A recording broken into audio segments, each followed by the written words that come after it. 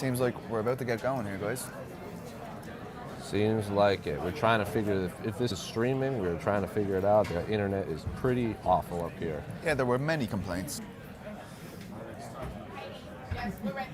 And we are here. We go. We are kicking off. Who do you think comes up first? Cowboy Cerrone. Here he comes. Did not know Cowboy was in the house. Donald Cerrone.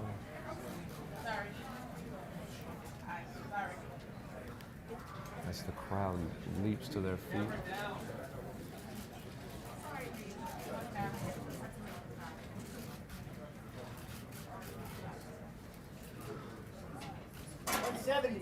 $170 for Donald Cowboy Cerrone. One half of our main event is good to go. Was there ever any question, though, PT? No. A couple of days out, they were talking about Donald was already about 174. Like, that's not a substantial cut at all. I'm looking at the comment section right now. People are complaining about the lag and everything. The internet here is very, very bad. So we apologize for the lag or the rough quality, but we should be good. We're trying. Here comes Tim Elliott. Fighting your man. And Oscar, really good fight. I mean, I feel like the grappling is going to be outrageous in this fight. Askarov is absolutely ridiculous, and Tim Elliott, as he showed in that title fight against Demetrius Johnson, absolutely fantastic on the ground. 125 and a half. 125 and a half for Tim Elliott. That is official. He makes the flyweight mark ahead of his fight against Askarov.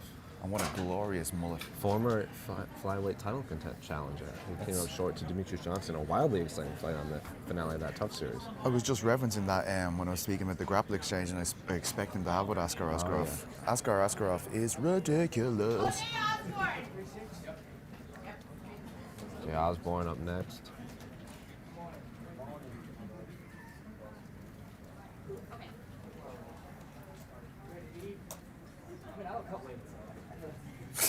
He just tells Bob Bennett he doesn't even cut weight.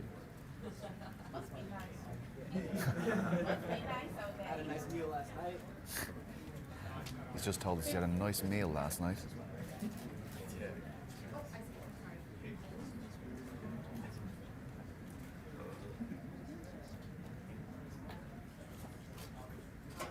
$135.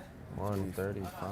Jose Osborne takes on Brian Keller from remember correctly. Former co-host of the A-Side. Yes. Brian Keller, Team Crystal. He looks exceptionally stretched for a man that's just weighed in, doesn't he? Right. Oh my God. Well, he said he doesn't. Yeah, even it doesn't cut go. weight. I know, but it's great to see, isn't it? We need more of that in the sport. On the flip side, Brian Keller, who was tweeting recently that he hates cutting Here weight. comes one half of the co-main event. It's Remington. Rocky Pennington. Big cheer from the fan section. I see Tisha Torres, her fiance, over to the side.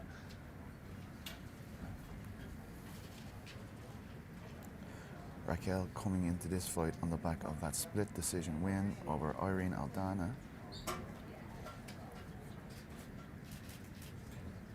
$136. 136 for Rocky Pennington, former title challenger. Came short to Amanda Nunes, has that great win over Misha Tate, and then came up short to... Sounds like Anthony Pettis could be next up here.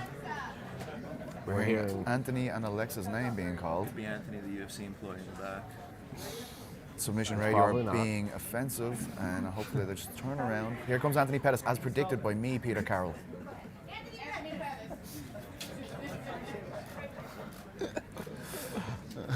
Anthony Pettis making his Submission return radio lightweight. now blocking our view with their phones in front of Anthony Pettis, and Jim Edwards also doing that.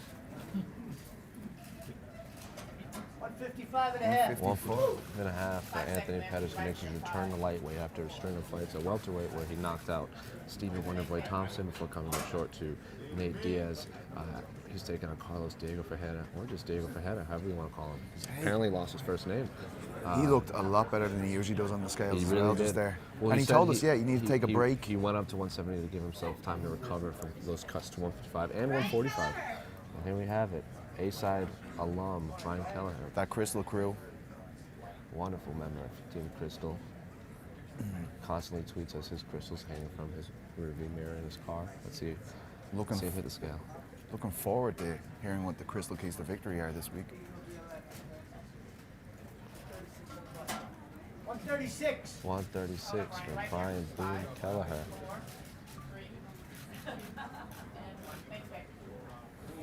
That fight is official, guys. Jose Osborne and Brian Kelleher both make weight. Here he's asking for his crystal.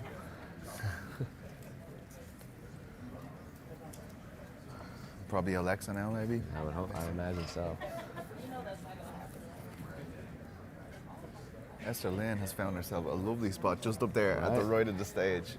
Always trust Esther to find the best spot in the house. Alexei, come more. Oh, Petey with the prediction again. Submission radio.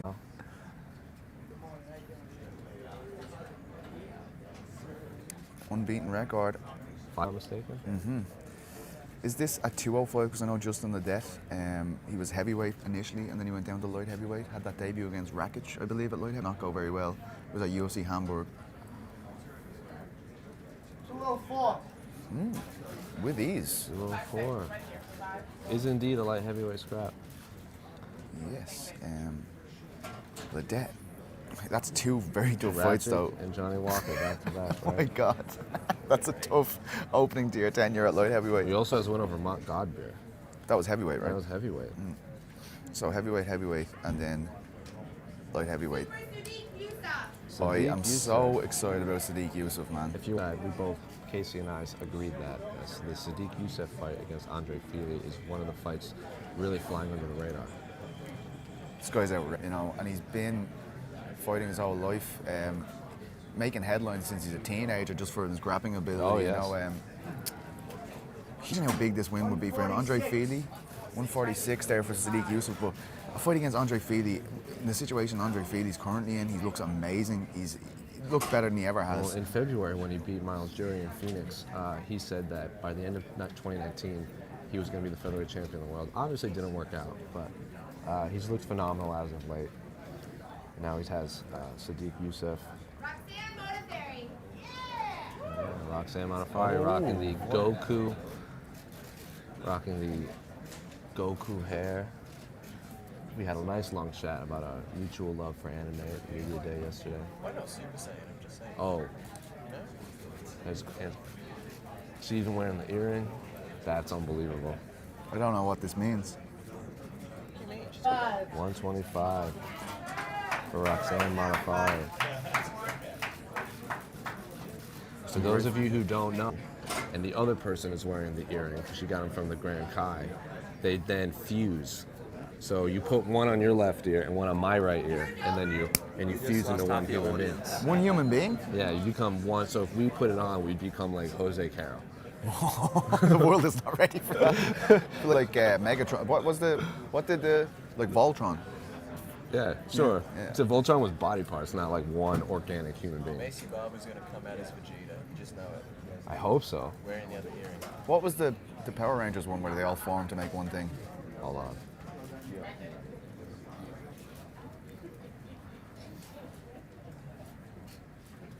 A lot of hype with Nasrat Haqparast. Yeah, Obviously, you've been on the hype train for a while. well, how many times have we heard Faraz Zahabi say this guy's going to be a world champion about someone? Not a lot. Probably Rory McDonald, GSP, and now Nasrat Haqparast, as far as I know.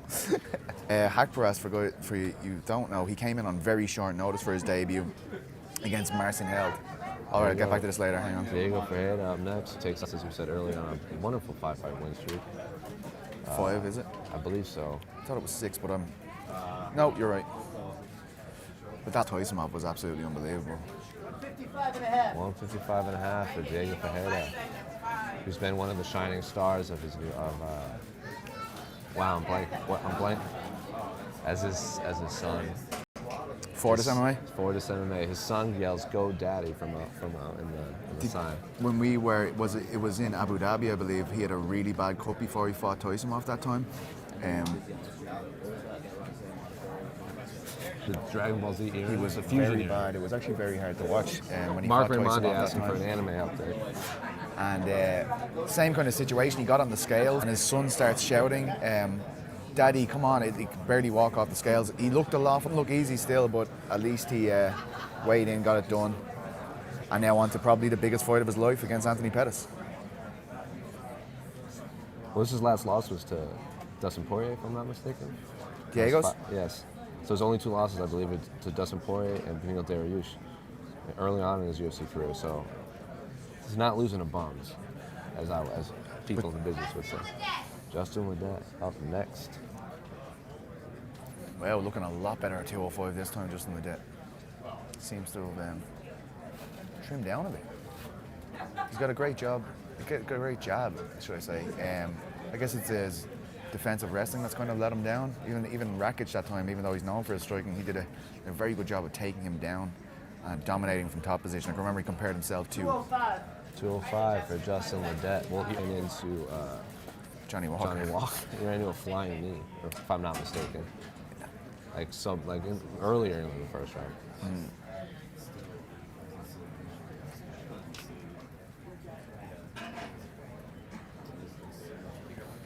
Cain Velasquez is who Rakic compared himself to after that fight. Sorry, I forgot to finish that thought. Is there a little bit of a break, maybe? I don't know.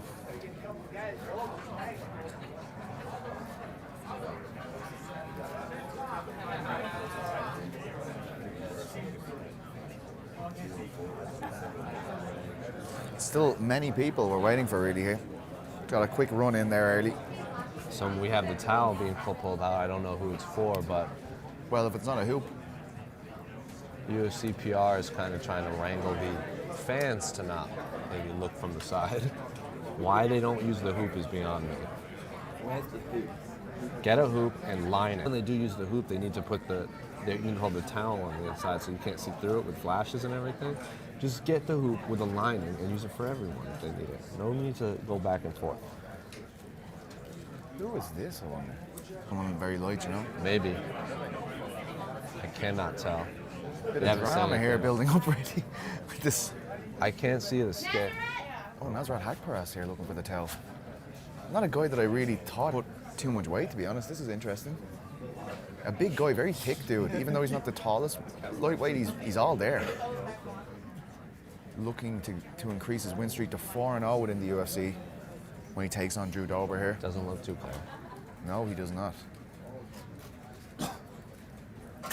156. 156. Spoke too soon. He doesn't look like his face doesn't look completely drawn out, you know. No. Look, he's probably had easier ones, but with the Afghani flag, of course, Germany, but his parents are from Afghanistan. I always think it's a fantastic flag. Look how wide his torso is. I always think he's a very wide dude, you know what I mean? Like, And for those unaware, Pizzi's been on the Nasrat Hakparas train for quite some time. Yes. He was an alum of the Eurobash podcast. if I'm not absolutely, mistaken. yeah. We were actually meant to get him on last week, but he left. We were meant to do the call, so. But Well- maybe we'll get him on next week, who knows? For our Las Vegas special. Oh, that'd be great.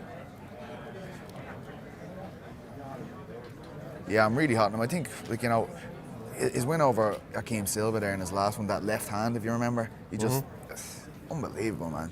Like, and his first win was against Diaz, and at the time Diaz was like, you know, he had a couple of losses, I think, but it was like, oh yeah, he's going to beat this new guy that we just brought in, you know what I mean? And then Nasrat showed how well-rounded he was, because Diaz is a great wrestler, very, very strong striker too, so to get a decision win over him was really impressive. No, people are asking if Conor McGregor has weighed in. No, he has not. We're waiting on Conor. We're waiting on Holly.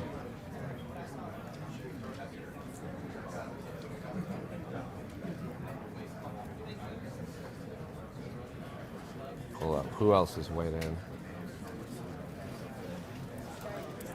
People on Twitter are praising Pizzi. Don't do that. Are they praising me? Yeah, Who is? you. And I just see someone calling you Mystic Pizzi. Oh, that was our boy. Who's that? Mike Heck? Yes. Mike, don't do that to Pizzi. Please do it more, Mike, just to annoy Jose. So let's see. We're waiting on Conor. We're waiting on Holly. We're waiting on Alexei Grasso, Maurice Greene, Claudia Gadelia, Alexei Grasso, Macy Barber, Andre Fili, Askarov, Sabine Amazo, and JJ Aldridge. That's We a still lot got of a ways to go.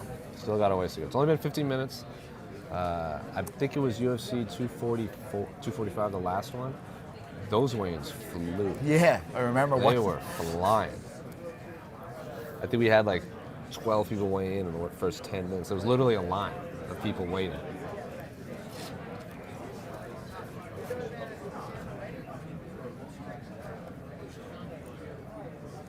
It's been interesting to So see. far, the highlight for me as a standing weeb is seeing Roxy's Saiyan hair and fusion earring. To answer Submission Radio's question why she's not using the Super Saiyan wig, is she does that when she weighs in. But she teased something special this time. She couldn't give me any hints, but as you know, Pizza Carol, when the Super Saiyans power up more and more and more, their hair changes color. Changes color, yeah. So Took the words out of my mouth. and there. the highest level highest- is silver hair, as you know, Yeah. like my hair. Yeah. I'm just fully evolved. Silver, yeah. Silver hair. And her last fight against Jennifer Red- Maia, red? she had silver hair. Silver, yeah. So I was like, what's next? Like, there's nothing after. Black. And she goes, I got something in store, but she wouldn't tell me what. Oh, so we still don't know. We still on the ceremonial weigh-in, she likes to wear Oh. Saiyan wigs. It's been interesting to see the amount of international media here this week, right? Did you notice that? at The yesterday's international meeting? media? Yeah, yeah. It's been unbelievable. People from Russia, all over the world, yeah. France, obviously the UK, Yeah. Ireland. This is one of the most crowded official weigh-ins I've ever seen. MMA Nit coming over from Scandinavia. Mission Radio boys coming over from Australia. Straight out of the fires and into your hearts. Straight out of the fires and into our hearts. Good. We are just still We're waiting live. on. Find the fire takes very. It's getting late, right?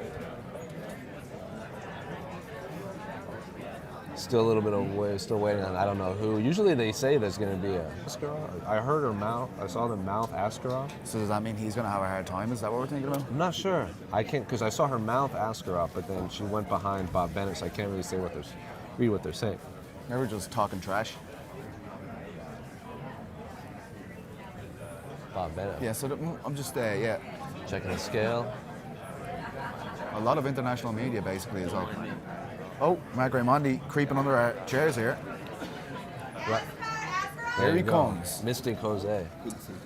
He was on my 2018 prospects to watch list. You also said he would be champion by the end of 2020. Did I say that? Yes. I can't control myself. Look at that. I love Picked this every guy. single non-US. Oh yeah. European. Oh yeah. I European. meant it too. Yeah. You're like. People were very upset that you, Oh, that you was so claimed funny. Valentina as European. Oh yeah. But keep doing that forever from now on. But Valentina was on Eurobash and she told us that we could. You know. 26. 126 for Askarov. That fight is official.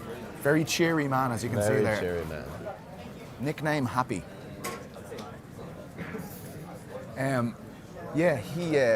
What was I just saying there? We were talking about. We were talking about you. People were very upset that you Oh, claimed Valentina's Valentina. Yeah, see, the whole thing about that, if you weren't such a casual, they would have heard it on Eurobash, Sure. her saying that she is declared for Europe through Eurobash. So next time you start talking, do a bit of homework. Oh, okay. So don't come to my garden with that kind of BS. That's all I want to say. Sorry. JJ Aldridge up next. Teammate of Rose Namajunas. See Pat Barry off to the side right there. There he is.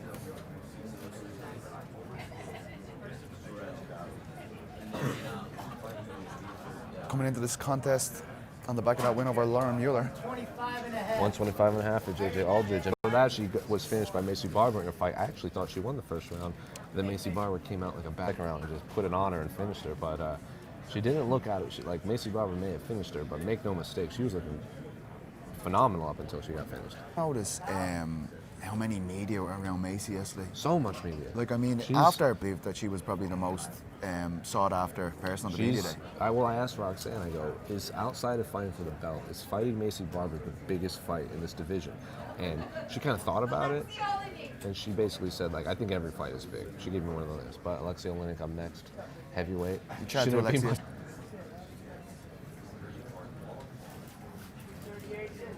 238. 238 for Alexei Grasso. Yep, there was a lot of worry that he wasn't going to make weight. Funny guy. Spoke beautiful English. Didn't even Yeah. need a translator. I asked him, we were talking about Maurice Green because he actually debuted in 1996. Alexei Grasso made his MMA debut in 96. Maurice Green was 10. Alexei Grasso is now, when he fights on Saturday, will have fought in 4 decades. The 90s, the 2000s, the 2010s, and now the 2020s. That's wild. It's That is- unbelievable. And we were talking about that, and we were talking about like techniques and stuff that he's involved in. So that was like a maybe 2-3 minute conversation. Then I go, what do you think about the WADA banning Russia from the Olympics for 4 years? And he spoke at length about it. And he goes, he doesn't think politics, economics, religion, or nationalism or anything should matter in sports. He goes, it should be a sport. Like, it should be just competition. And he's like, just because there's one or two or a few people that get caught in Russia, you shouldn't ban the whole country. He was spoke at great lengths about it. I basically asked him one question, let him go.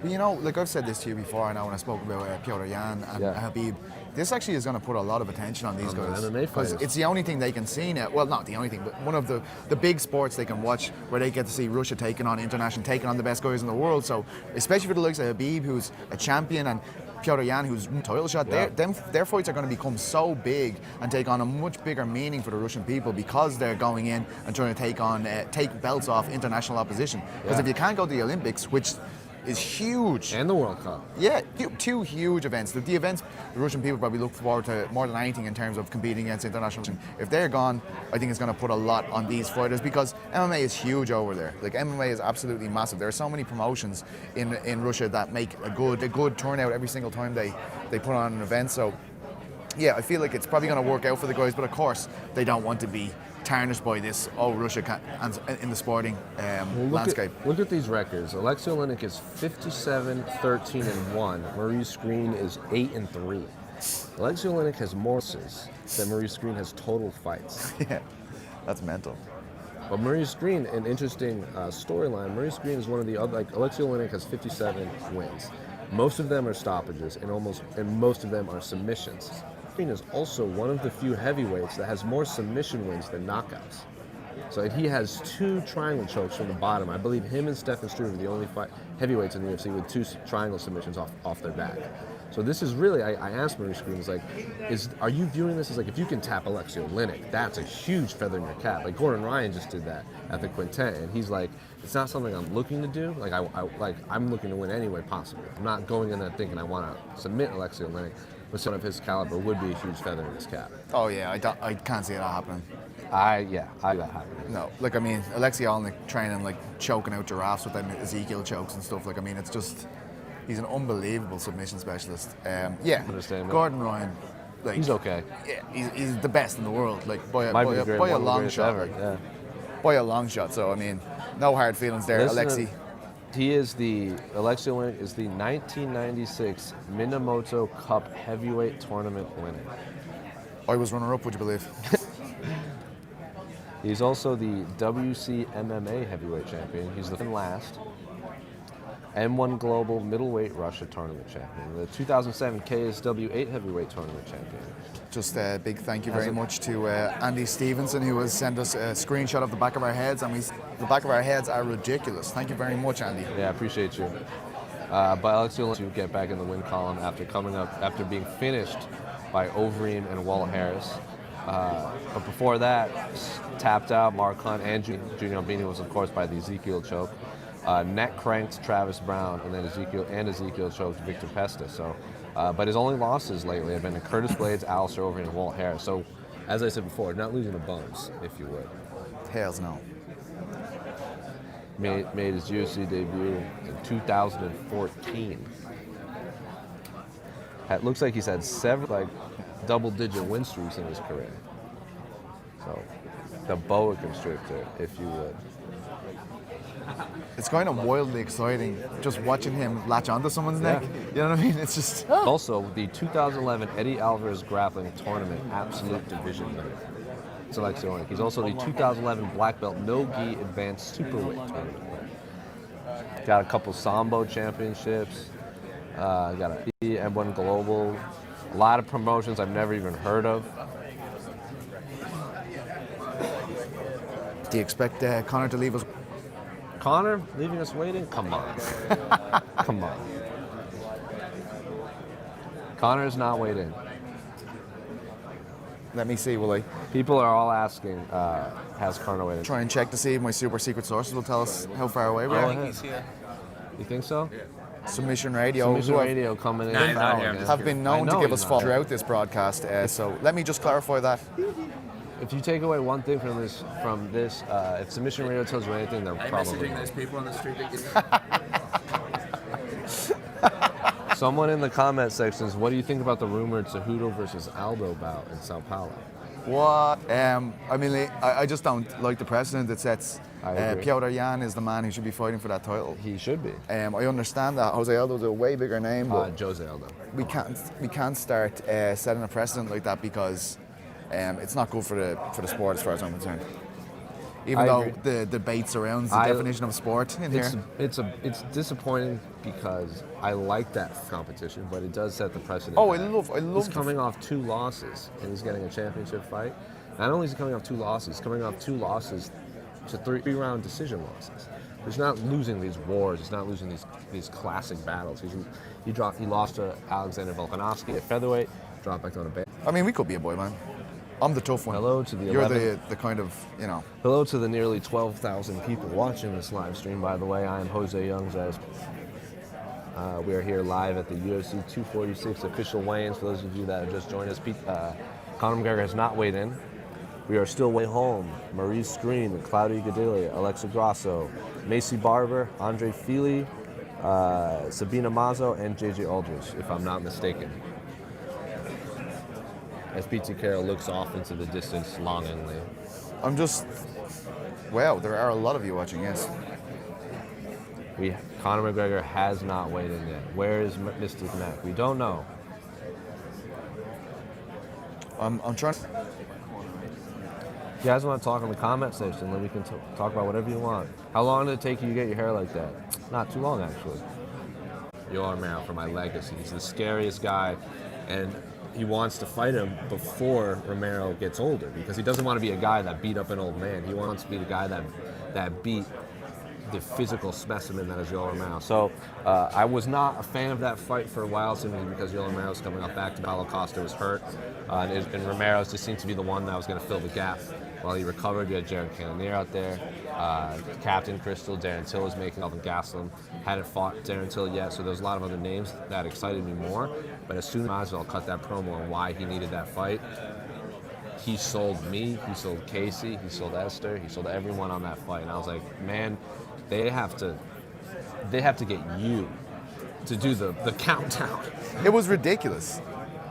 It was a brilliant promo, and it's us all that day. You know what I mean? As soon as we saw it, all right, fair enough. He said, no one that fights Yoel, no one asks to fight Yoel Romero. They have to fight Yoel Romero, and you're never physically the same. Now, the fact that Israel Adesanya, the champion, wants to fight Yoel Romero for 5 rounds, come on. It's unbelievable. It's pretty crazy. I am trying to find out if we can see where Gregor is.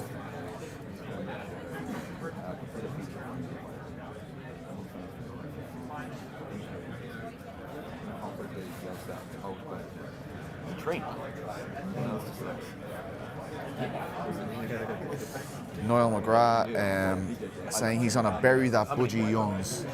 Who? Noel McGrath. Who? Someone. Never heard of him actually.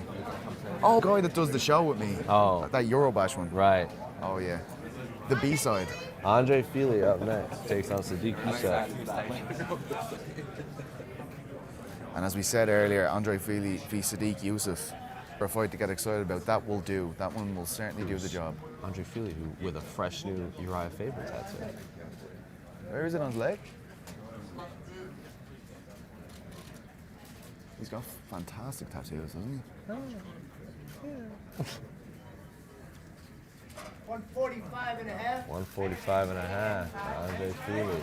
Looks like he's done it with ease too, to be fair. Really clear eyes. He's never really been a guy that's been Damn, I'm glad that's over. struggled to make. But as I say that, he said, "Dan, I'm glad that's over." And I don't know if you remember, but getting ready to fight Volkanovski, so he hadn't fought him yet. But he said that Andre Fili hit harder than anyone else he ever fought.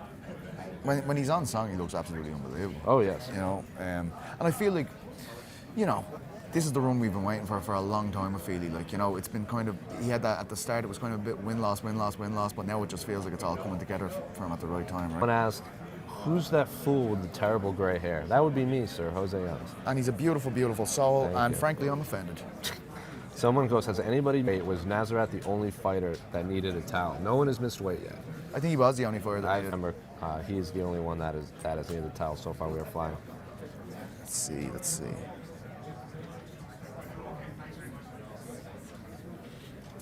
People are asking what we think Conor will come in at? Conor McGregor is here. He is in the building, according to my sources.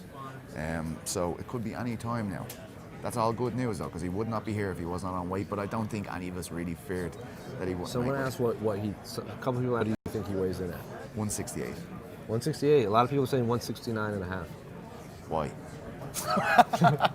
Because they clearly have more in Conor McGregor's team. Than No, I'm only basing that off. I think the Diaz weigh-ins are about 168, weren't they? So now he does look a bit bigger, to be fair. But like I know we're basing this off images basically, but It's the angle. yeah, maybe he does look a bit thicker though. Has to be said. PT says Conor's here, but we don't know where. At least he's in the building. This place is going to be. There's going to be an army of people walking in when Conor shows up. Someone writes, Conor is in the buffet trying to make it to 170.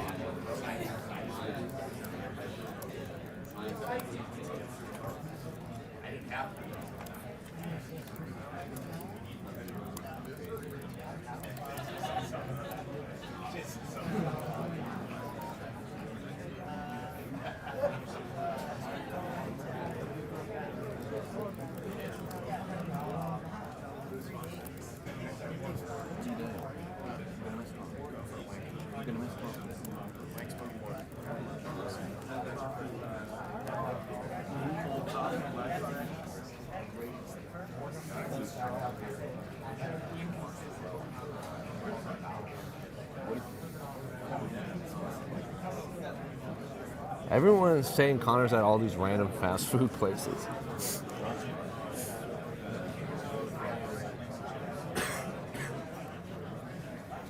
I mean, do you think when you think about him at 170, do you believe that people are getting maybe too excited about an early finish? Because at 170, it's the power shouldn't, in theory, at least. Well, this translate is as well. like Eddie Alvarez said. This is basically a hydrated lightweight fight. Cloudy Gadelia up next. Gadea, who was recently moved to the East Coast, right? I think believe Mark Henry. believe her first fight under Henry was her last one against Randa Marcos.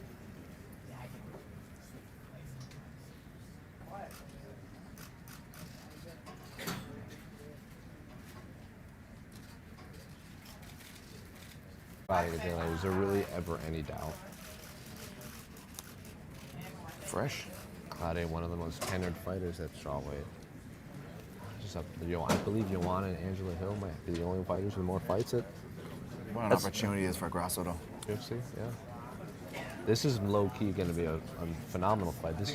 Cloud clearly holds the edge in the grappling. Alexei Grasso is. Did you speak to Alexa? Yes. Did you ask her if she felt she had an advantage? Yeah, and she also highlighted the fact that Gadea put on such a striking heavy performance in her last outing against Randa. Yes. There you have it. I doubt we're going to see a similar strategy. Here comes Holly, Next. the other half of the co-main event. Huge presence around Holly at the media day yesterday as well. 135 and a half. 135 and a half for former title challenger Holly Holm. When I say title challenger, that's a little bit of an understatement.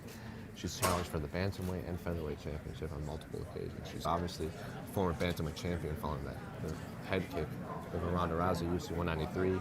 Lost it to Miesha Tate, but then she's fought Chris Cyborg and Jermaine Durant championship. She's fought Amanda Nunes for the bantamweight championship. She's adamant that she could get another title shot. She strings together a few more wins, and she seems to be in that that Uriah Faber, Jose Abdullah Romero group where they could get one win and they're right back in the title picture. She's always in ridiculous shape as well. Phenomenal shape. Absolutely ridiculous.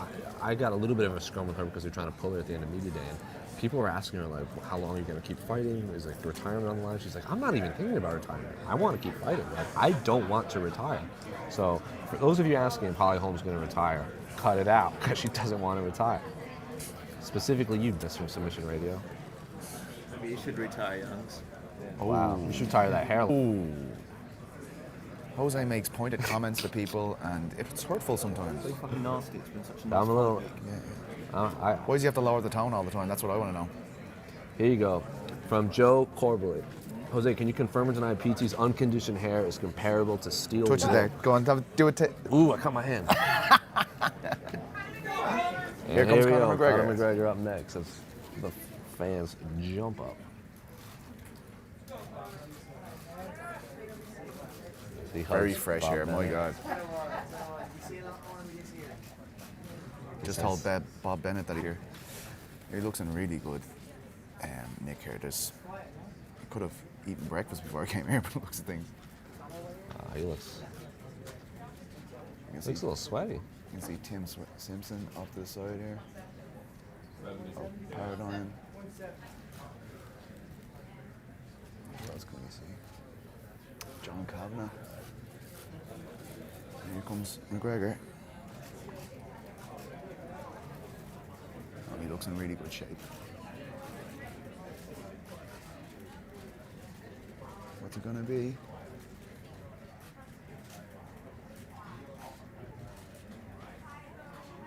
$170. 170 on the nose. 170 on the Wow. nose for Conor McGregor. He looks like he's put on a lot of size here.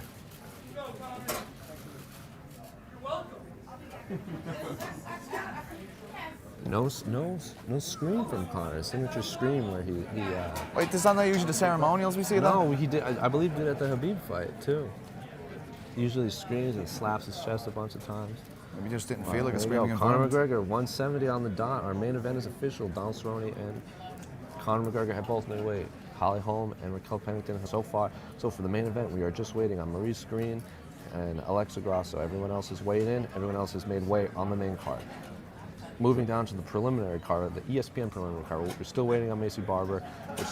We're just waiting on Macy Barber. Cerrone's on weight. Holly Holm, Raquel Pennington, Alexei Oleinik, Claudia Gadelha, Anthony Pettis, Roxanne Modafferi, Andre Fili, Sadiq Youssef, Tim Elliott, Askar Askarov, Drew Dober, Neff, Alexa K. Moore, Justin Ledet, Brian Kelleher, Ode. I thought Brian Callen died. That's what I always see.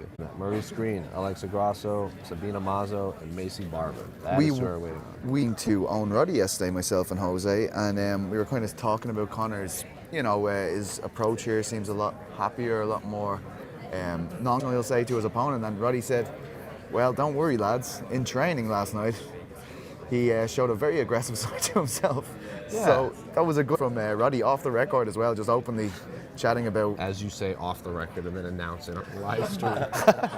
Well, I mean, he didn't say it.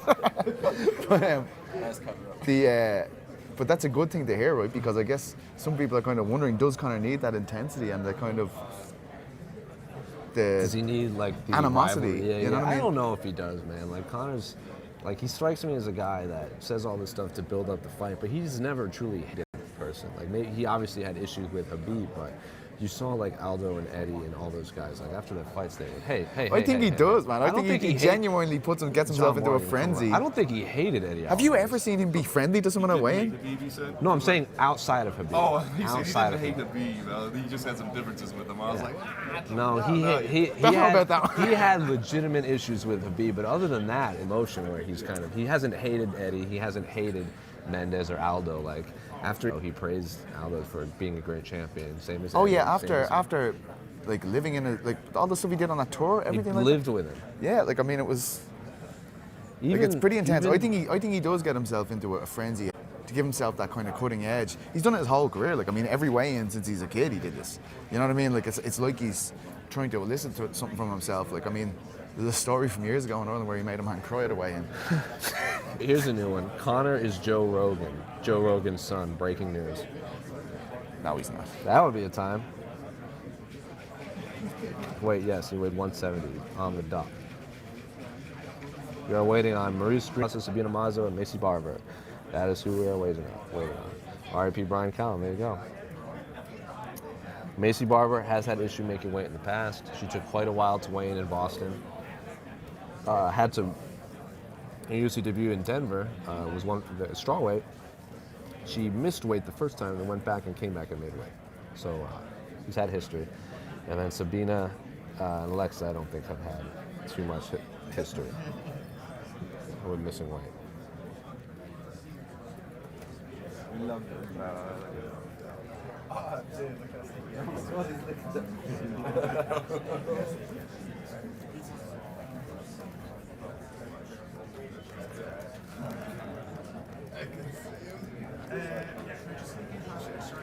What's going on?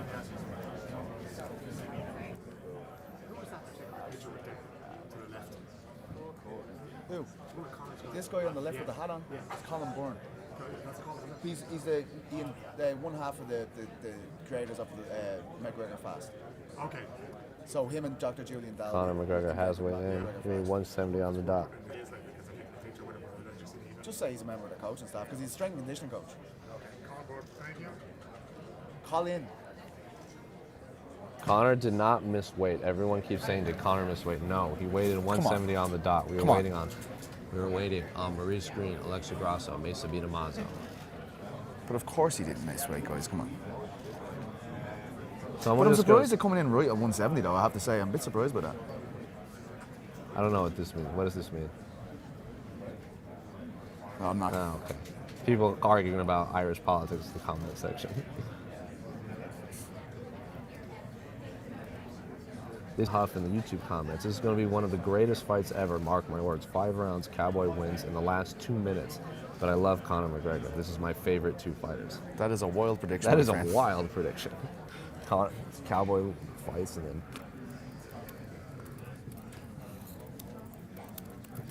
Someone asked us on Twitter, why does...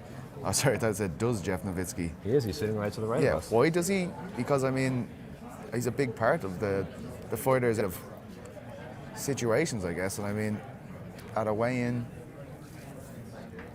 it's a very critical time for the fighters, so I suppose, why wouldn't he be here? That's as good as a reason I can give anyone. So.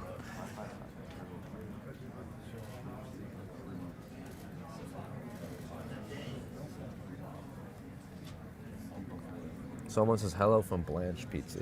Oh, no way. He was from Blanche. Shane Melly. Shane Melly. I know Shane. How's it going, man? Do you really? Long time. Do you know everyone in Ireland? Not everyone in Blanche. It's me. Shane Melly. He used to be a fantastic breakdancer, if my memory serves me. Good Lord. Getting into b-boy battles with the boys from Huntstown. Oh, okay. I don't know what any of those words mean. But Well, listen, man, you don't want to know. someone's asking for our predictions for the AFC and NFC championship games. Well, I'm going with the Seahawks Why? because I manage the team. So your pick for the NFC championship game is the Seattle Seahawks. I want Which you to one say is that NFC? The National Football Champion. The Oh. National League. This is the National League and the American League. Well, who's in it? I want your prediction before. I don't know who's in it, but So on record, Pizza Carol's picking the Seahawks. Seattle Seahawks, I even think though that's- they lost and they're out of the playoffs. well, who beat The them? Packers. The Packers. I think they're going to win it. The Green Bay Packers. Oh wait, who's me dad likes the 49ers? Is it? Yeah, they're playing the Packers. Well, yeah, one Pause. of Alexei Grasso up next. The hoop is out. The hoop of shame, as Sterling calls it. those.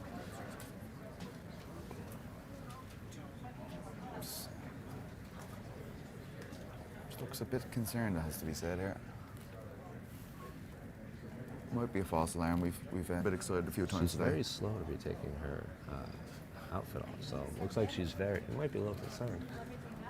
Maybe just a little tired, you know.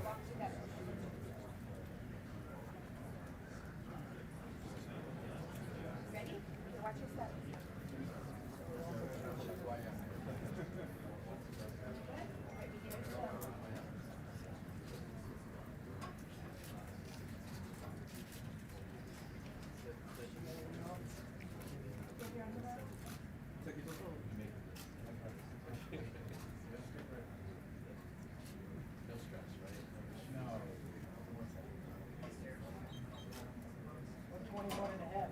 121 and a half for Alexei Grasso. She comes in 121.5. She comes in 5.5 pounds over. Wow, that's a bad one. That's a rough cut.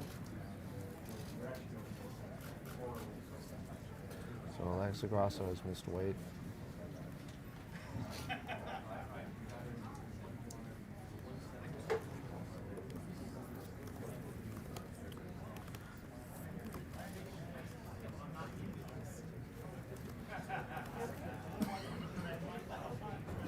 Alexei Grasso, if I'm not mistaken, came in at 121.5. Right here. 5, 4. Thanks, babe.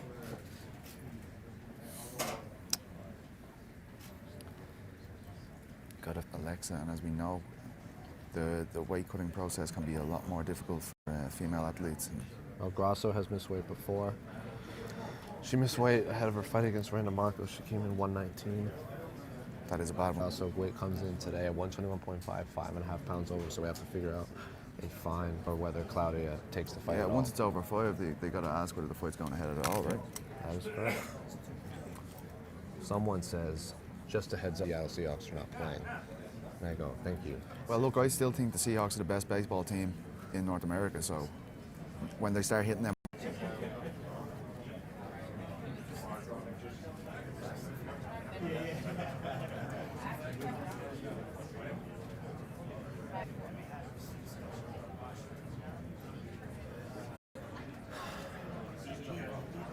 So, who do you think it is? Maurice Green, Sabine Amazo?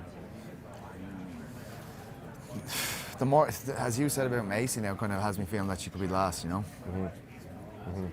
He's not missed weight since making the jump up to 125. What's Sabine's history like?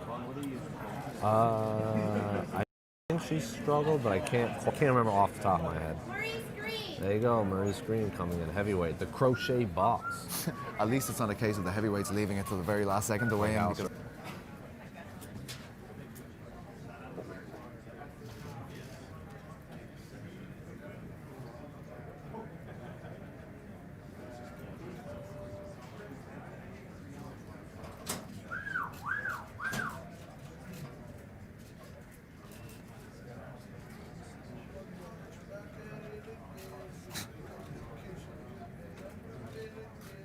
Can't tell what to say. 243. 243, big boss, Maurice Green. Had a lovely conversation with him in the media day. Asked him what he was doing in 1996 when Alexei Grasso. He was like, man, I don't know, I was 10. Oh yeah, We got very into it, where he was very into, because obviously he's crocheting. He said that he went to a school in Minnesota where he lives, and he went to a crochet club, and it was very humbling because he's not cool. And the crochet boss got to make it cool again. And I was like, yeah. Said he makes his hats that he sells on his Etsy store that he's eventually going to relaunch soon, boss.com. He said, don't ask for a color, because he's going to make his hats and put them up on his store. But whatever colors is what you get. You can't be like, yo, make me a mauve hat. it's in the true spirit of croquet. Crochet. Crochet. Do you know what crocheting is?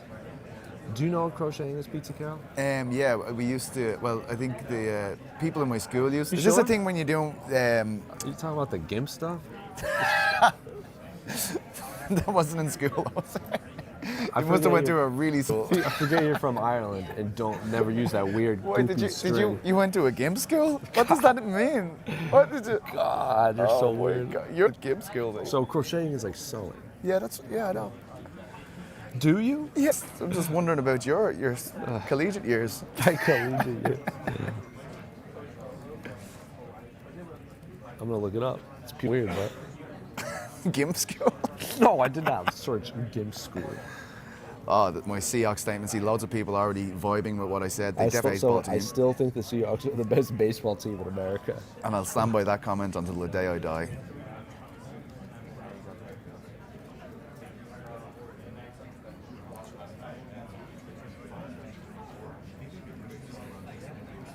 See, more comments. We are just waiting on Sabine Amazo for those asking. Huh?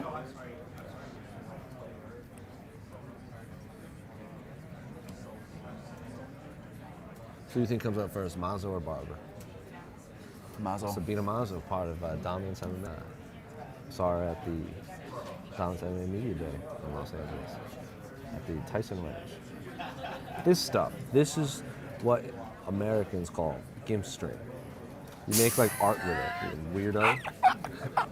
Just call that GIMP string. Oh my Look, God. Look, what do you want me to? What do you Here, want me to? never go to Ireland and say, here, do you know where I can buy some GIMP string? You're going to end up in a very dangerous situation. Yeah? You could be hanging from a roof by hooks. Oh, okay.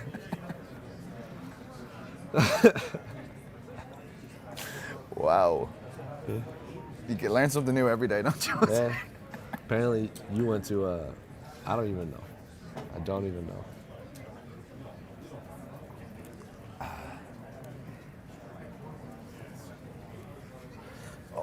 legs are starting to fall asleep. This man needs coffee. If Jose doesn't have coffee, his legs start acting Honestly, up. so It's the strangest illness I've I ever had heard like of. I had some weird nerve damage thing. I was tweeting about it, and people were like people would like at now and then like check if I'm okay. I had some weird nerve damage in my leg, and I didn't injure myself or nothing. I thought it was like a sciatic nerve or something. I'm researching it. All people who quit caffeine cold turkey got like this crazy pain in their legs. And for those of you who have been watching the lives and the coffee talks, know I quit coffee cold turkey last year to win a bet. That's 2020, I drank a coffee, and an hour later, my leg didn't hurt anymore. He nearly lost the ability to walk just to win a bet. You're a sick man, Jose. So I needed my Gimstring. Nobody needs Kim's. Who are the people talking? I'm Jose Youngs. That is Peter Carroll, head coach of the Seattle Seahawks. Run the ball. Run the ball, he says. Do you know how funny that joke is if you actually know about the Seahawks? Run the ball. So in the Super Bowl, they were on the 1 or 2 yard line, and they had the best running back. I think I know. I think I know. I And think all I they know, had to mate. do was hand the ball around them, got interception, and Listen. lost the Super Bowl. We all make mistakes. Listen, All right? It was my call. Very much a case of win or learn. win or learn.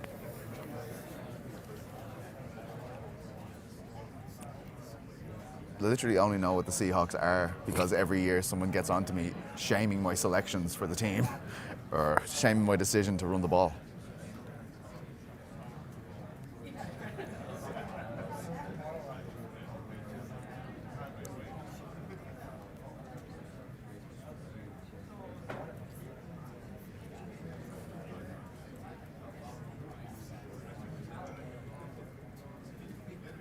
Connor's weighed in at 170.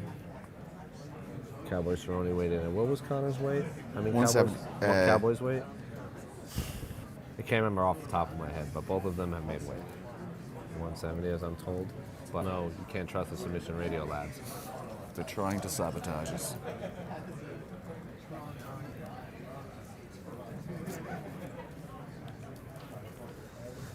Two more to go. An hour into the weigh-ins, not too bad, you know. Connor says Sam Talib says Connor KO win in round 2. I believe that to be true. It's my pick as well. Connor and Cowboy already weigh in? Question mark. Yes. Both of them have weighed in. Both of them have weight. The only one that has missed weight is Alexei Grasso. The only fighters we are waiting on are Macy Barber and Sabine Amazo.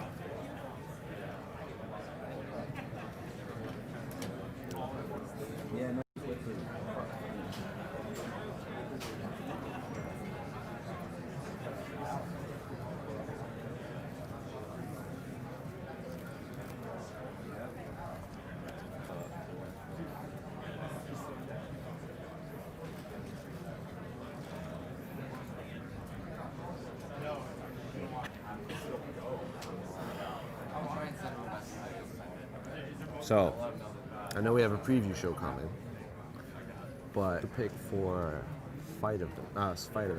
Fight of the night. You're right with Feely and Sadiq. I like that pick, but Connor seems to win fight of the night often. Okay, even yeah, if okay. It's not a great fight. A political- Holly Wanda won fight of the night, didn't it? Yeah, that was a good devastation. Fight, or was that just a one performance. round, light up the eyes, boys, as they say in Three Ninjas? How about that for a reference, Dennis? Three Ninjas was class. Very good. I went to see that in the cinema. Kevin Light Nash up was the eyes, boy. Yeah, I was Savoy. there for that first fight. Jeez, man, they were no good. You were telling me about this when we were in Melbourne. Yeah, kind of. Jared Rochelle, that's the Siphons troop, almost killed the whole building. Oh, No one 193? knew MMA when it was legalized, and they were wondering what was going on the whole fight. People just started leaving. That was, didn't Uriah Hall fought Whitaker? Yeah. Because Whitaker was supposed to fight Bisping. Yeah. And Hunt destroyed Bigfoot in the Yeah. rematch, right? I remember. TRT Bigfoot, because remember they had the big one Yeah. in Brisbane. Yeah, I remember that fight. I watched I bought the pay-per-view through my Xbox, and my internet died during the Hunt's Bigfoot fight, and it turned back on in 30 seconds, and all of a sudden it's like, it's a knockout. I'm just like, God. Well, that fight on Media Day, no one interviewed Holly Holm. No one was giving her a chance. People thought, why would you give Ronda this give me fight? It was kind of like this Conor McGregor Cowboy Cerrone fight. That was the feel in the building. Wow. And then when that happened, Wow. they had lawn chairs, the same ones that you guys saw at UFC 243. People ripped them off the ground and started throwing them in the air Like in celebration. in celebration. Oh, thank God. Yeah. I thought they were just really A disappointed. young Nadia Kassem in the crowd, you might remember, Yes. she was at UFC 243, started crying in the bleachers because Ronda Rousey was her idol. Wow. Dennis dropping knowledge bombs, making up for the misinformation he spread earlier in the Run the stream. ball. Run the ball. Run it all day. If you haven't, so I'll get go watch Submission Radio's pros pick video. It was very well done.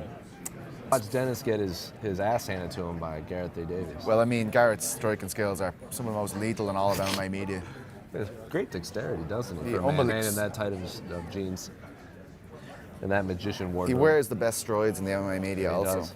He really Also does. very seductive. Yeah. I will take your word for it. Speaking of Gimps, I enjoyed it.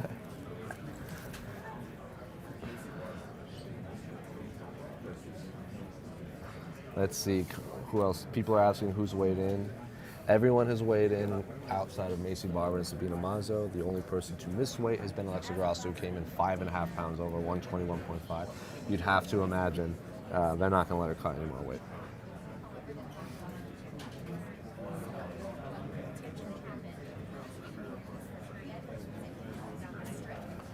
Half Brat was the only fighter with a towel. Alexei Grasso needed the hoop, and she missed weight.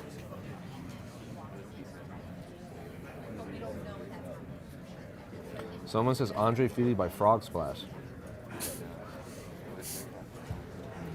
I like it. Mazo and Barber, the only fighters left to win.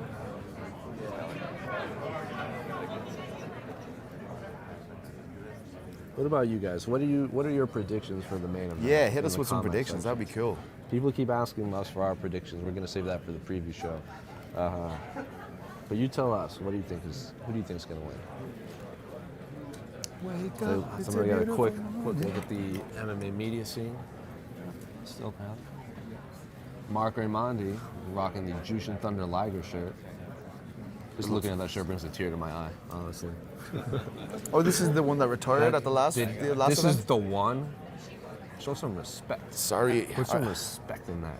Sorry, I have interests that are of the adult persuasion rather than, you know, your... Did you hear this? He goes, I'm sorry, I have interest in adult things. Pete Carroll turning heel out of nowhere. Friends who attend OTT in Dublin would be very upset to hear you say Oh yeah, I keep getting free tickets. I'm not showing up to that. Come to this one, okay. Oh, sorry.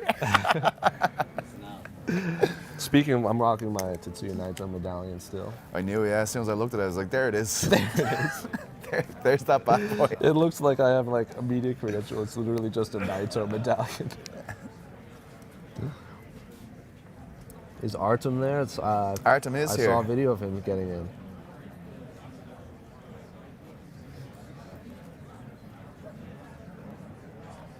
Someone says Nate Diaz beat Bolt. Diaz does have wins over both fighters in the main event.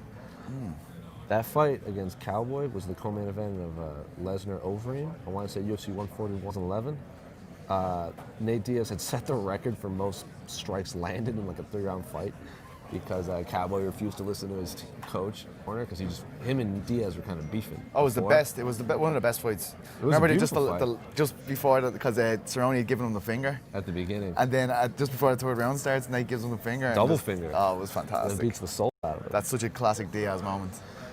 And then the main event, Overeem kicks Brock Lesnar's stomach through the That through was the disgusting. spine. His surgically I nearly repaired barfed watching them. I believe Gustafsson beat Machuchenko in that one. Oh yeah, but I mean, Machuchenko, as much as he was a veteran at that stage, I mean, janitor? yeah, Gustafsson was, on the ascent. It was always going to nearly a change on the guard for European MMA, Have they faced off yet? They only Conor and Cowboy faced off at the press conference. and they'll face off at again. the ceremonials. Yeah. Everyone said, a lot of people saying Conor McGregor by KO. Well, I mean, I think it's the most Someone likely. says second round liver shot. Someone says Conor by flying kick. Okay. What has happened to the woman fighter overweight? That is Alexei Grasso, which we'll find out after. Someone says the winner will be the fans. Someone says double KO by double liver shot. Well, Do you know what? It's like That's what's gonna happen. It's like the Dan Hardy, Carlos Condit, where they both throw the hooks at the same time, but they're both going to be liver shots, and they're both going to go down. Fantastic. It's very exciting.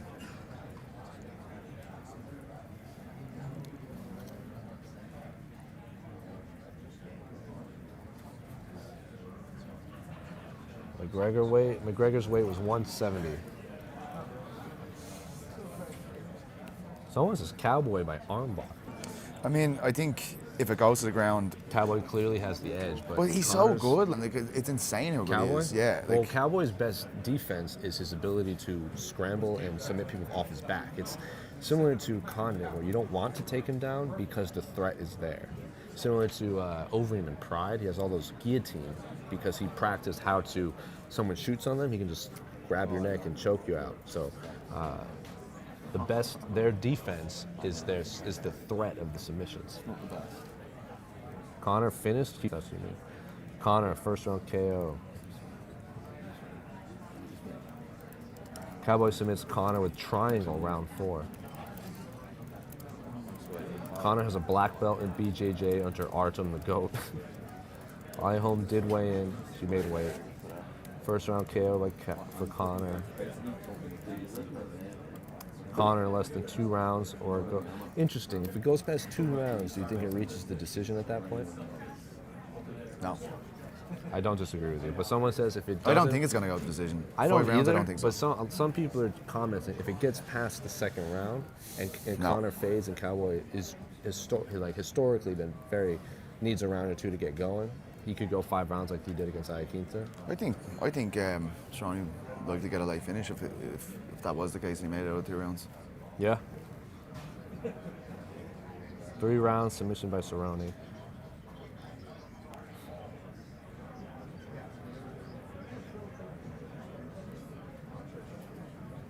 Can they liver go 5 rounds?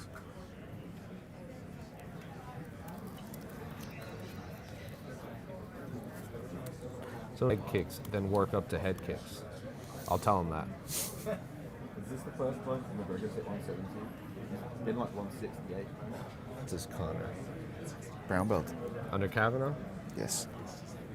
And he rolls with Dylan Bannon, so in terms of grappling partners, doesn't get much high level than that unless you're all of a sudden you're grappling with like Gordon Ryan. Yeah, like I mean, AJ Agazarm. John was a very good player. I mean, He's very good. He competed all over the ground control, all those tournaments, around the UK and Ireland. But Sure. he really, really respected, and also Gunnar Nelson. Like Conor probably trained me one. Yeah. And Gunnar's a savage on the ground. Unbelievable. That just shows you how good Damian Maia is. Yeah, when he shut him down there, that was at 196, was it? 194. 194, yeah. That was the Aldo part.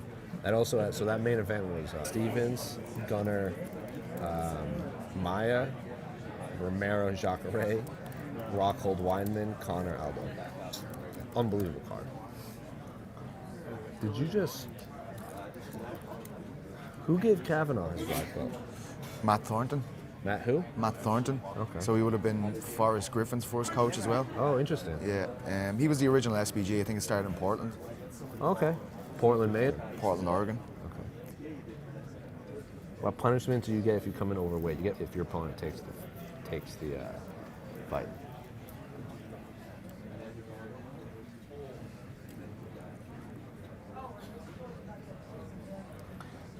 We are waiting on Sabine Amazo and Barbara. Everyone else has weighed in. Of course, I'm Jose Young. Sitting next to me is the adequately Pizza Carol. Conor McGregor and Donald Cerrone have both weighed in and both made weight. Holly Holm and Carl Pennington have made weight. Maurice Green and Alexei Grasso has made weight. Claudia Gadelha has made weight.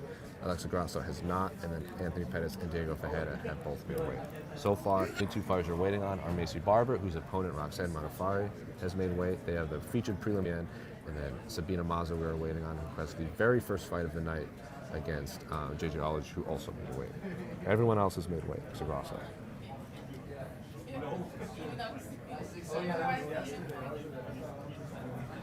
Hey guys, are the weigh-ins over? They are not. Cowboy yet? Yes, he has weighed in, he has made weight.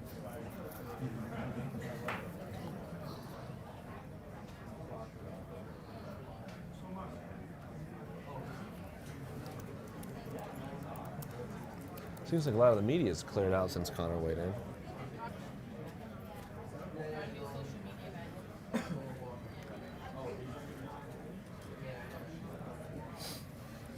Question for Mark Raimondi in the chat says, what's it feel like to be able to go to Disneyland whenever you want? I'll let you know when I actually. Yep. Mark has not taken advantage of being able to go to Disneyland yet. Disappointing. They can get it for free. Mark's not allowed to be on any other outlet other than ESPN, right, Mark? Take up to like 4 people. I say you went. Hey, I don't get it, but like, it's Hey, I'm funny just 'cause protecting people you, are alright? joking, like, Don't answer that question, throw right? Brett in the car and be like, bro, why you like a nice dinner or something? But dude, for a family of 3, like, just eating the doors, like, $350. It's fine, you know what I mean? Freaking expensive. We're chatting And then with the everything in there lads is like, about especially if Disneyland. you're walking around with a kid, like, you're not gonna, like, your kid wants everything. You're not gonna be like, no, we're on a budget today, buddy. You know what I mean? Not today, bud. Parent my kids like a dictator. Oh, you want? Yeah, go get a job, buddy. Yeah, Do 15 push-ups. get a few beers, that would have been $1,000 over there. Oh, yeah. $10 beers over there. Yeah. All the other dads just like, John Morgan? Exactly, right? If there was an MMA theme park, there would be a John Morgan ride. Yeah.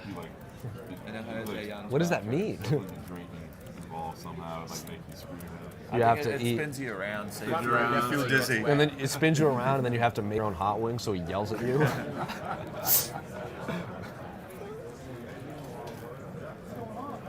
Cowboy's already weighed in. Yes, he has been weighed. Where's Conor? He's already weighed in at 170. Someone says Zidane champion. Is that Zinedine Zidane? Is that his name? He won the World Cup, so okay. Yeah, 96, right? 98, sorry. 98. The Olympics were 96. Yes, they were. That was in France, right? The 96 Olympics? No, 98. World France Cup. 98, yeah. 96 Olympics were in Atlanta. Marseille. 98 World Cup was in France. 2002 was in Germany. It's not. I don't remember. I don't honestly remember. I think it might have been.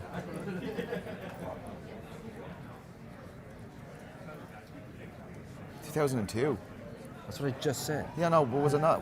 I don't remember. Japan and Korea or something? Could be. Saipan. That was the whole Roy Keane Saipan incident. Oh, probably.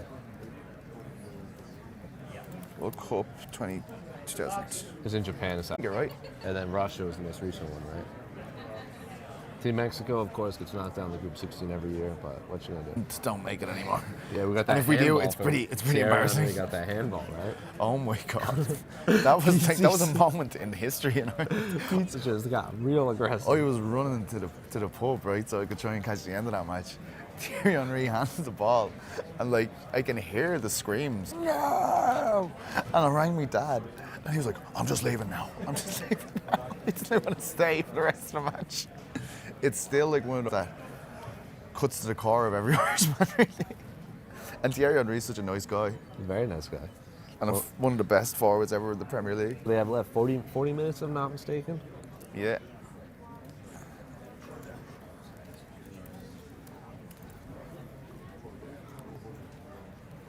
Question for John Morgan in the chat. How much gel do you use in your hair? Hero hair gel for John Morgan. That's breaking news.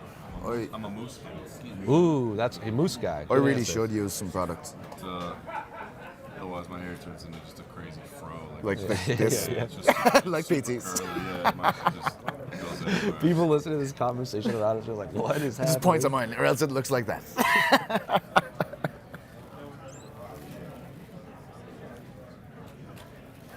The hard-hitting stuff. This is where, when you get these gaps, people like to ask about people, like other media people. Cowboy by head kick, 3rd round. Man. Yeah, I mean, a lot of people have been sending me little gifs of him landing a head kick on southpaw opponents and stuff, but it's usually guys just switching stances and he goes, come on. But he lands it beautifully, that head kick so well. The Rick Story gif is, of course, famous. The Matt Brown head kick. Was it Evans? That's when he knocked him out in Chicago, I think. First round KO, Conor.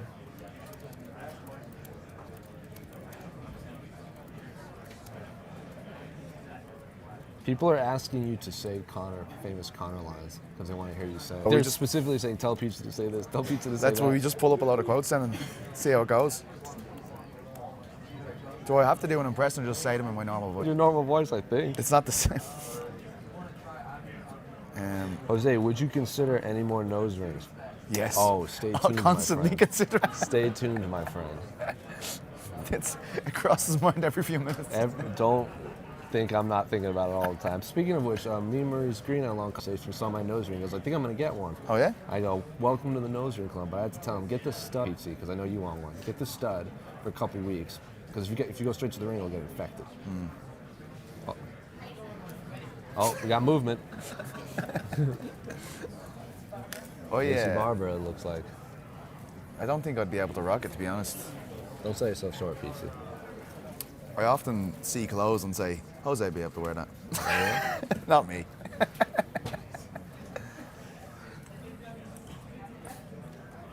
Ready for some Conor McGregor quotes? Or were we Wait waiting? for Macy to win. It's pretty funny even thinking about me saying these things.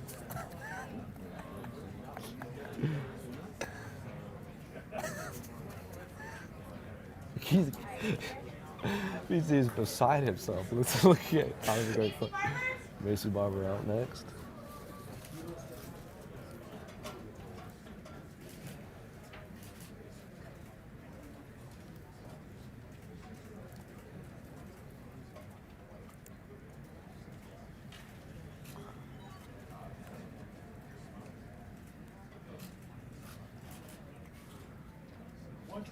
even.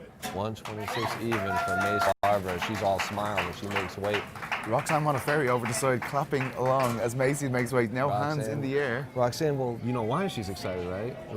Every fighter that she's lost to lately has come in overweight. Right. She fought Sajara Eubanks in New York. She came in overweight. She Right. fought Jennifer Mai, who came in overweight. So Roxanne Modafferi is beside herself when her opponents miss weight. She has that history. Then Jennifer Mai, of course, missed weight before she fought Callan Chukagian in New York. And she was very adamant. So Roxanne Modafferi off to the side, round of applause, jumps up and hugs someone next to her that her opponent has made weight. Roxanne Modafferi Macy Barber looks over, gives her a little smile. So Macy Barber has been weight. Her fight against Roxanne Modafferi is official. I can't imagine being Roxanne Modafferi in that. Like, her opponents she comes up short to them. I mean, the And then stats are there's- there. The you stats know? are there. I And think her team was going to let her fight if she missed. Fair enough. I couldn't. You know, give the advantage. It's a Another bad thing. situation. I mean, look at the stats, right? Like, it's people are coming in with a clear advantage every time they weigh in heavy. And like- she's sitting there, there's 30 minutes left, little over 30 minutes left, and Macy doesn't wait, and she's gotta be beside herself. DM'd her about the bathtub. I've even told you. And everything I said. I can't wait for it. Anyway, Pete Carroll, give the people what they want. Let's hear you say some Okay, Conor McGregor let's love. do some Conor McGregor quotes. Sure. And I'm just saying these in my own voice. To do anything to a high level, it has to be total obsession. Okay. I'll take your word for it. There's definitely an addiction to money that I have. You don't None of these quotes. I'm only realizing how different me and Conor are as I say these quotes. When I do something, I do a full steam ahead. I hate you for saying that. The mixed martial arts way of life will give you focus. Is that right? For When he got baited, it was like, holy crap. And yeah. emptied his soul out with a guillotine choke against the fence. But yeah. Like that's a graphic submission loss. Do you know what I mean? Like the way Little bit. Lyoto falls in that Oh, it's picture. the greatest walk-off submission in UFC. I don't mean And walk-off that's a submissions savage are, picture of it, but didn't a she? walk-off submission, yeah, of course. Walk-off win? It's up there. It's up there. Yeah. Like Mark Hunt's Hunt's had some tasties, man. Mark Hunt has had some well, tasty but I'm also going the stakes of the fight, like a championship level fight. You know, I mean, What Mark about- Hunt obviously has some great walk-offs, but Valentina head kicking Jessica Eye and then just going like, and then I'm like talking about running away. competitive fights. Oh, Casey just leaves it spicy. He's gone. The Texas. room has been divided. Someone says Jose versus Mike Vaughn impromptu trivia challenge right now. Maybe later on.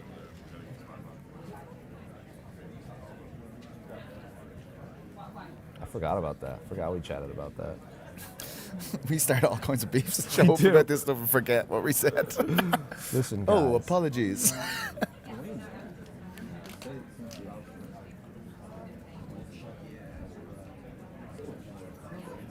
I better put my mic back on, seeing as we don't have Casey anymore.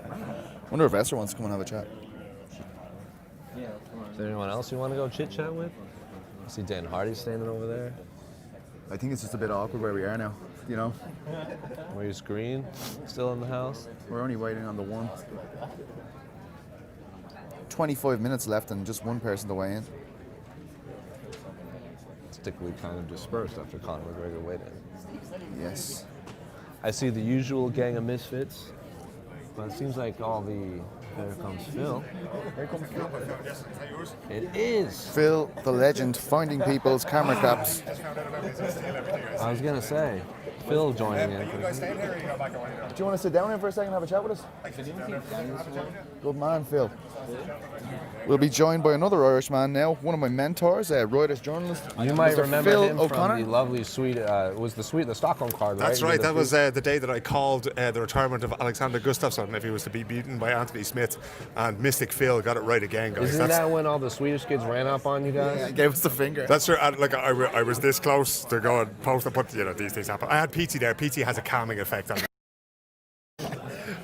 What did you think of McGregor there? 170. I was expecting him to be a little bit under based on what he was saying all week. But We both think he just had a big breakfast. Still like 168, but he just ate I a think so. lot. I don't think he took his wallet out of his pocket, which is probably what it was there. But no, he looked in really good form. And I think it's one of those things that nutrition has advanced so much now that, these guys hit it. They don't hit 169.5. The guys who are cheating just a little bit are probably in a weight class, a little bit below where they should be. They come in maybe a pound over, that kind of thing. But Conor's, they're so zoned in on those kinds of things now. And it was an awful lot easier. If you remember back to the first Diaz fight, and Conor was coming in here and telling us how he was eating, breakfast 3 times a day. And then he got on the scale and rubbed his stomach. And he's just, he ballooned up a little bit. So how you put the weight on is very important. And I think they were really, really conscious of that, because it is, as Mr. Kavanagh loves to say, it is win or learn. And I think they learned from how they tried to fuel for that Diaz fight. So he looks great. That first Diaz fight too, Diaz took that fight on like 11 days notice, and Conor was getting ready for 155. Yeah. And pretty much stopped cutting weight, and then just ballooned back up. So his body was just like a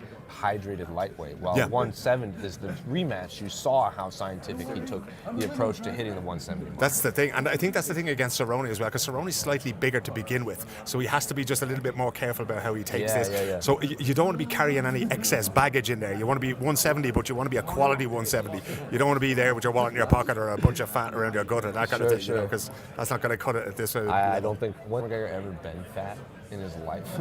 Don't think so. I doubt it. He's a specimen. You know what? Remember the welt belly phase? No, I don't know. That was like, I think it was post Mayweather. Now, he definitely wasn't fat, but that was what he was saying. He was like just taking pictures of himself and saying he had a welt belly afterwards. But this one's really important, really. I feel like, compared to, you'll know, the reaction to the build up of the Khabib fight in Ireland was pretty rough. Like, I mean, I feel like even though it obviously isn't creating the same kind of media storm, he's put his best foot forward this week, hasn't he, really? Like, and he probably had to. Yeah, I think we have to think of this as like Saturday is a milestone. It's not the destination, right? Yeah. Conor has an awful lot to lose when he goes out here. And, this is just the first step on the road to redemption. The road to redemption is 3 fights this year. It is a boxing match against Manny Pacquiao. It is claiming all these things back. And what he really has to do is he has to show the fans, and not just the hardcore fans, the people who read your great stuff on MMAfighting.com, but the people out there in the world, who are sort of semi-interested in this kind of thing, who might have bought a pay-per-view or watched on their cable channel. He needs to win those people back, and the way to do that is to show growth and to show maturity, and that's every real redemption story has that. The hero's journey is that you have to realize where your faults are. You have to do your best to repair them. I feel like this is nearly like a factory reset, right? This week, because of the attitude being... It's the beginning of his season, as he calls it. Yeah, but I mean, it is like a reset, because we're not bringing the same animosity into the fight here. I feel like that's all we talked about after Khabib, before Khabib. So I feel like all he needs to do here is get the win. That's all we're waiting for.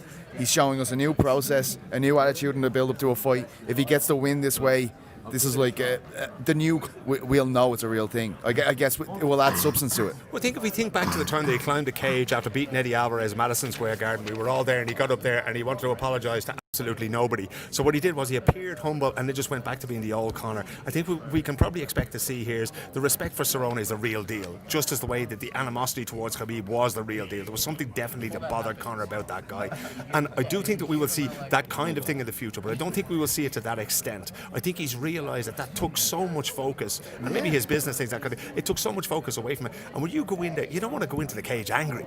You want to go into not only that, like he said, he was drinking whiskey every day. I feel like a book will be written about that camp someday, because like it gets wilder. Like the more he talks about it, like remember he's talking about having full fights with these guys. You have a load of Russian guys just in a hotel room, and if you remember around the time, he would be posting pictures alongside a lot of Russian fighters. And we were, at the time, we were trying to go, like, what is going on here? Yeah, we were like, how are these guys from Dagestan in Dublin, and what the hell's going on, and why are they all posing with Conor? We didn't know. Still very confused about that today, but I guess that did shed some light on that. But I think one of those things as well, PT, when we talk about redemption, an awful lot of redemption is about making a reckoning with your past, right? And I think that has to do that on so many levels. And I think if he does do that, you know, every hero has a feet of clay. Diego Armando Maradona, the soccer player, is one of the most flawed human beings alive, and yet love him. You know, we still love him. Jose's shaking his head here, right? But yeah, British fans certainly won't agree with me there. But all of these guys, they have their sort of, but it's how you deal with them, it's how you conquer them, just as much as how you conquer the other guy on the other side of the octagon on Saturday night. And that's what makes Conor interesting. And I actually, you know, this is one thing for your listeners. What I wanted to do about the last fight against Nurmagomedov, I wanted to write a book that would be published on the Monday morning, an ebook that would be published on the Monday morning after the fight, right? Just explaining that whole camp, that whole story. Now, obviously, it couldn't be done because it was just way too wild an idea to do it. But can you imagine getting in there and talking to Owen Roddy, talking to John Kavanagh, talking to Audie, talking to Conor, and getting the full story of what it was that happened there? That would be the greatest thing we've ever read. And maybe, you know, when people have died and can't sue for libel anymore and all this kind of thing, but maybe at some stage, you know, when Conor's 50 or whatever, we can go back to those stories, because, you know, it's one of those things that you kind of expect to see in a long-form piece by Jose on MMA fighting, you know, that goes back into all these things. Or PT might even be able to do it if he learns to write properly. Yeah, just the spelling thing that's just still holding me back, you know what I mean? The reading, I mean, what the hell? If it wasn't for the reading and the writing, I'd be cool at this job, you know? Yeah, I mean, in case people are wondering, me and Jose had our meeting about the Akira book. Do you want to tell them what happened there? Yeah, PT doesn't know how to read, we found out. So, have you ever read a Japanese comic book? A Japanese comic book? I haven't even tried, I gotta say. So, in Japan, you read right to left, right? Yes. So, you start on the right. The book's open on the right, and you read the panels right to left. Yeah. I explained that to PT. He was reading the panels correctly, but he kept starting on the last at the wrong page end of the book, and reading in reverse. And of course it made no sense, right? Yeah, So I've read the last chapter of Akira backwards 50 times or something and still don't understand why I don't understand the plot. He's texting me, he's like, I feel like an idiot. I don't know what's going on. What's happening? I'm like, yeah, because it's like you're starting on the last Harry and just reading in reverse. And not only that, he's probably on Reddit going, this Japanese bullshit, what is it? I don't get it. I don't see the attraction. But Arabic is the same. You read Arabic right to left as well. And it starts to make a whole lot more sense when you get into these things, you know? We have 15 minutes left and still no sign of Sabine Amazo. The last one left. It seems to me that would suggest some issues, perhaps. I think it's one of the things that I was talking to the UFC about before this, because they put a whole heap of money into this nutrition thing. They realised how badly the weight cutting thing was. The fact that we're sitting here at this hour of the morning is different, you know, compared to 2-3 years ago, you know. And for athletes who are out there, especially this early in the morning, you're trying to sweat out the last couple of pounds. That poor girl, wherever she is, you know, trying to get off the last couple of pounds. It's a really, really difficult thing to do. But that said, commend the UFC, and it's something that I'm very slow to do most of the time. But they're taking it really, really seriously, because it's a very, very serious aspect of the sport. We've seen some athletes coming. I mean, Holly Holm looked ripped, right? She didn't look one bit happy, but she was really, really ripped. And, you know, is she fighting 145 this week or 130? 135. Yeah, good, because I was thinking that, like, 135, like, you know, it's a hard cut down there. Now, she's so much taller and so much bigger when she gets into the cage tomorrow night. But again, that's a science, like, when we started this discussion, it's a science of getting those things right, you know? And I don't know. It's an uncomfortable feeling when you're here. And so I was mentioning when Diego weighed in, like when he came in Abu Dhabi, like he was shaking, and like it just makes you feel uncomfortable from a point that we're here watching this, covering the sport, and you can obviously see the guy has put himself through an awful bit of turmoil to just make the weight. And then you see Conor coming in. I think Cerrone had a quote yesterday where he said he's coming in there fat and happy, and the two guys were delighted with themselves. And okay, you want to see them fresh, right? Yeah, no, absolutely. Because I mean, the last thing I want to, people suffer enough in this sport. The last thing you want to do is see them a day before a fight. Again, I'd love to see an academic study about weight cutting to say, okay, is it really worth? I mean, when we first saw Conor in Cage Warriors, right, and he's coming in there absolutely massive at featherweight, you know, and it did make a difference, and the power transferred and everything else like that. One of the guys in the UFC, a stand-up here, thought we might have a way of that happen. Maybe not. But yeah, he was big at feather advantage there. But you have to weigh that up against what you lose, right? And it's not just what you lose nutritionally, it's the absolute misery of sort of starting on the Wednesday. And there's a fighter called Erin Kennedy, a lovely guy out of Northern Ireland who fought, I think he may have fought Cage Warriors once, and he coaches a lot now. And I remember him telling me about weight cutting, and when he was an amateur and he would cut weight, and he'd be eating, like, you know, a boiled chicken fillet a day, you know, and these are the last few days. You're not going to do anything at the weekend. But if you're going to go in there and you're expected, and again, the science might, but there's still, I think there's a lot of science around nutrition as well that we're not 100% sure exactly how it works. You have the likes of George Lockhart working out Tyson Fury at the moment. Tyson seems to think it's the greatest thing I do about it the other day, and he thinks he's absolutely brilliant. Other people have had a different experience. I think when Joanna has said that it didn't really, whatever he was doing didn't really work for her. So it's But it's about finding the right person as well. Yeah, but I think it's also about finding the weight that you're comfortable at. Like, when I'm training and I feel good and I've no back problems or anything else like that, I should be between 88 and 89 kilos. Right now, I'm sitting with you guys. PT me go for breakfast anymore.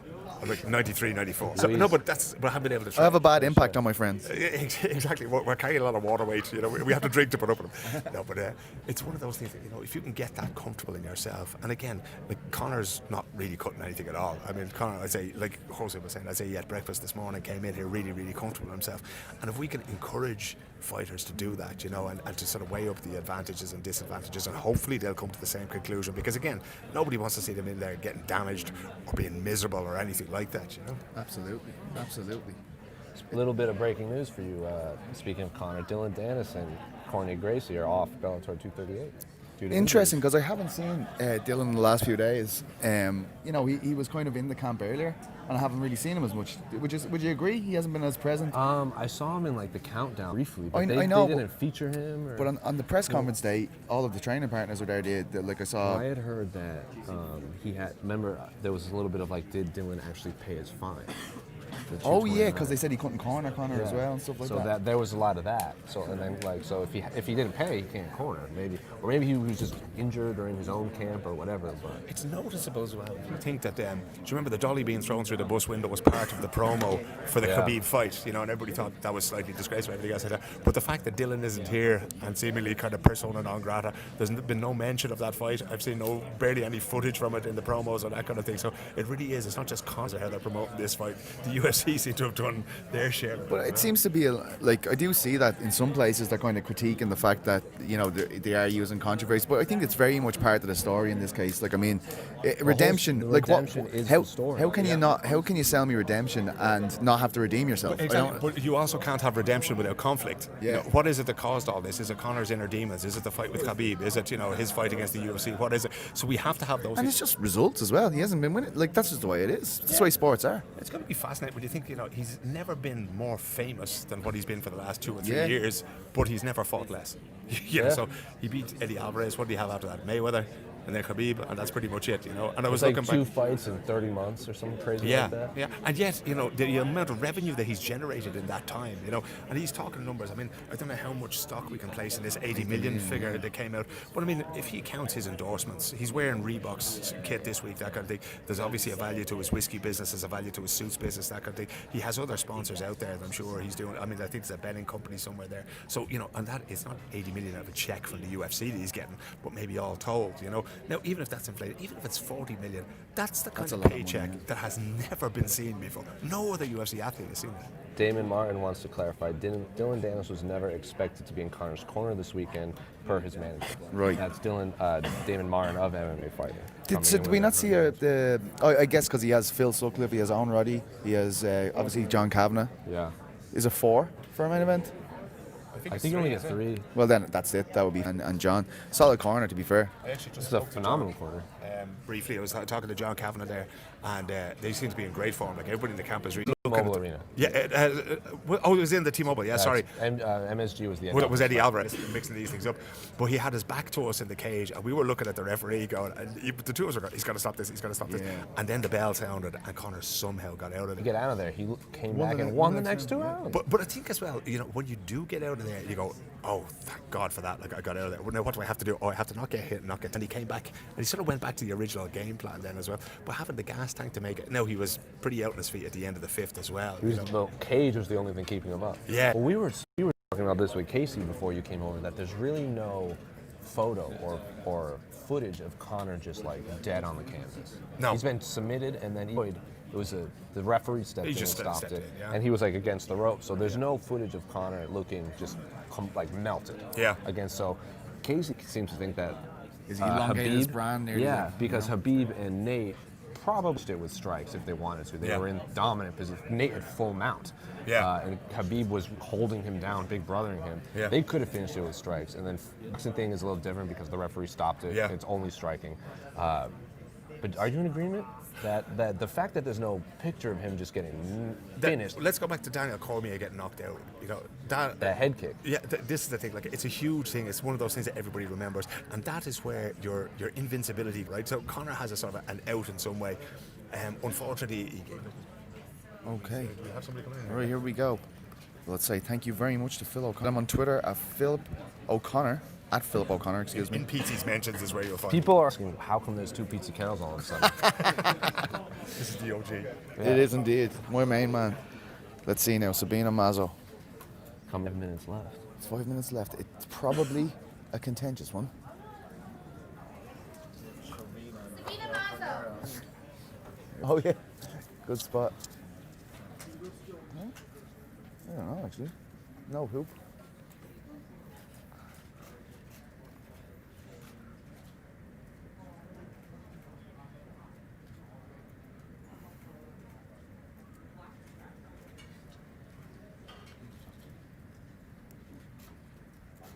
I think we're going to try again now with the hoop. See if we can get the extra 0.5 off. We're gonna pull this up and then you can just roll and then we'll walk together onto I just don't understand why they don't do it with them. I know we say it all the time, but this They is did it for half of them at the MSG card. And Yeah. then all of a sudden, halfway through, they stopped using it. Hang on a second. Yeah. Okay, watch your step. It's a very tough situation.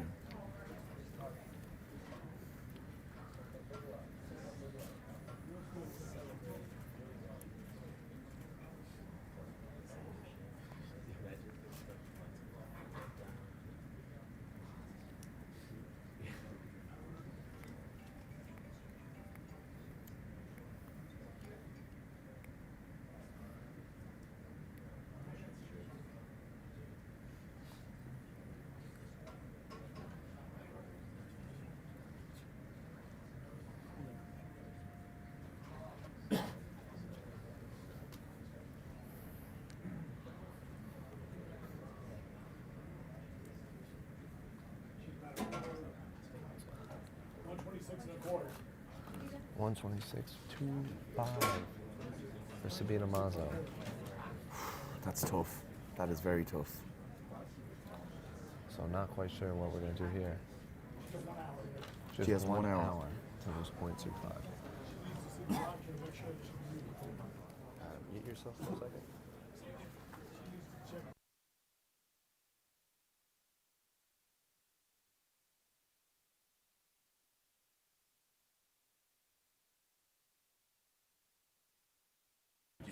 Okay, so we were just told they're going to make a statement with Grasso. So getting any more weight? No more weight for Grasso. But they'll make a statement at the end. Sabine Amazo has 1 hour to lose 0.25 pounds.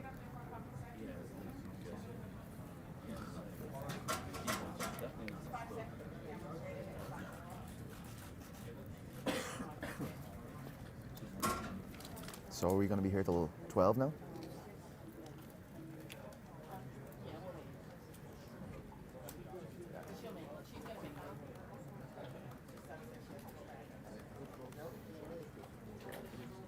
John. Jim. Did they say they were making Grasso's done cutting weight? They're making a statement at the end? Yes, correct. But they're going to get the doctor to look at Sabine. I just had to clarify. Grasso's not cutting any more weight. They'll make a statement at the Wait there. They just Yeah. Thank you very much to Philip O'Connor. It's a pleasure to be here as always, lads. And looking forward to where the fun starts. Talk to you soon, Philip.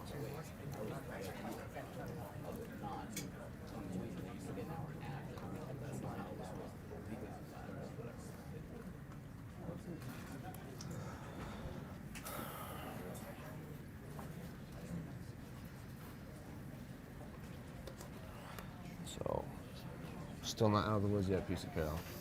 No. My butt is asleep. It is one of those moments. Would you like me to run and get you a coffee or something to keep your legs alive. Love that. I would love a black coffee. Black is the night. Pizza Carol off to get me a coffee. Good lad.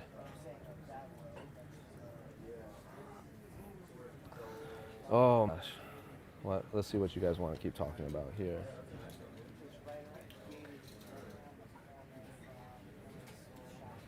Did McGregor win? Yes, everyone is weighed in. Alexei Grasso has missed weight by 5.5 pounds. Should make a statement at the end. And just like that, no more coffee. My heart's been broken. We got Alexei Grasso is done cutting weight. She came in 5.5 pounds over. They will make a statement at the end. Sabine Amazo has 1 hour with Sabine Amazo. What? Okay. Okay, we're getting the signal that we're gonna kill the stream. Keep on to MMA Fighting's Twitter. That's twitter.com/MMA Fighting. We'll put up the result of Sabine Amazo's weigh-in if she does weigh in. Right now she's 0.25 pounds out. She has 1 hour to make weight if the doctor clears her. But of course, this has been Jose Youngs. That's Pizza Carol. Any final words before we kill the stream? Make sure you tune in to see us on the preview show before you tune in to watch UFC 246. Yeah, just stay on the YouTube page, watch the ceremonial weigh-ins, watch all